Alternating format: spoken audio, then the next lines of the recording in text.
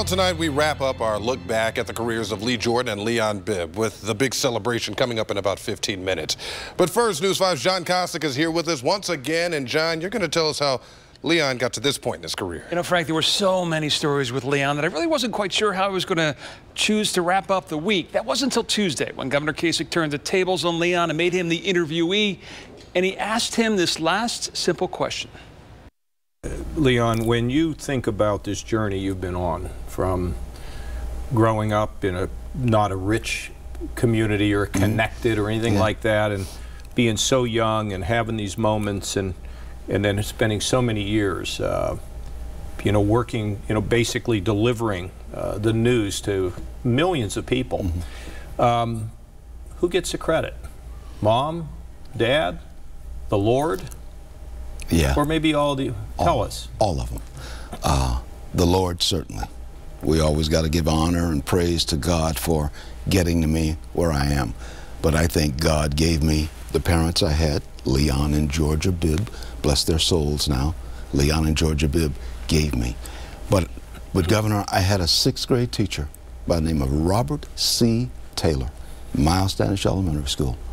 And he asked me to write the 6th grade graduation play. Wrote the play, presented the play, everything went well. The parents loved that play on graduation day, that theatrical play.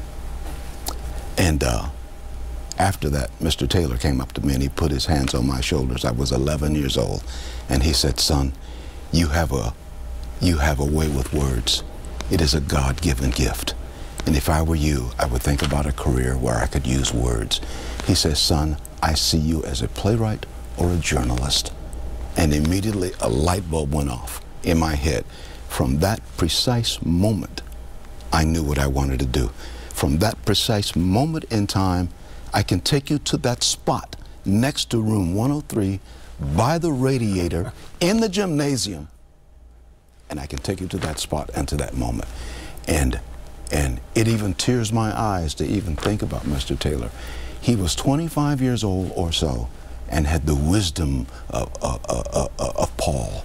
He saw something in me, and from that moment on, I said, journalism, that's what I want. And maybe the wisdom of Leon Bibb. Godspeed. Godspeed to you, Governor. And thank you so much. I've enjoyed the interview. You've done a good job in responding. Very good, Leon. So what would you like to say to Lee and Leon? We'd like to hear from you. Go to our Facebook page and type in your comments as we send these two off into retirement. And have you ever talked to Mr. Taylor? I did. Over the years? I did. We would see each other even socially, you know, after I came back to Cleveland as a journalist. And I spoke at his retirement party when he retired from Cleveland. Oh, it came full circle. Came full circle. And I told that story, and Mr. Taylor remembered me. He remembered the play. He remembered the class, but he did not remember telling me to be a journalist because he only took 10 seconds to say it. And I call it the 10 seconds that changed my life. Wow. That's so interesting. And you suggested yesterday, Leon, and I've had this experience too, where you've had young people tell you that something you said to them as an intern or a student encouraged them to follow the same path. And so you never know. You can, I guess you can touch the future, really. Mr. Taylor touched the future, and you touch the future. All of us touch the future with the young people out there. Yeah. I can only say this, you'll understand it, and Lee, this goes to you too. Tonight, the bells ring for you. Oh, okay. Awesome. All right, I'll listen for the bells. Thank you. Well, I got to transition to whether or not. I don't know how we do that. Tonight it rains for you. Sounds like a song. That sounds like a song. Let's go over to our weather.